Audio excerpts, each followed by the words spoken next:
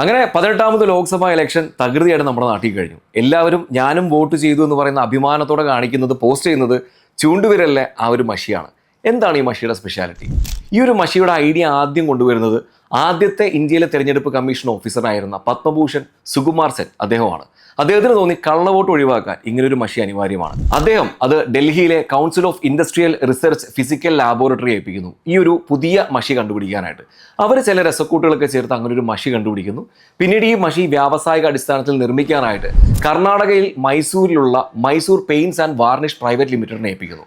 ഇന്ത്യയിൽ തന്നെ ഈ മഷി അടിച്ചിറക്കാൻ, പുറത്തിറക്കാൻ അധികാരവും അവകാശമുള്ള ഒരേ ഒരു കമ്പനി ഈ ഒരു Mysore paints and varnish private limited ആണ്.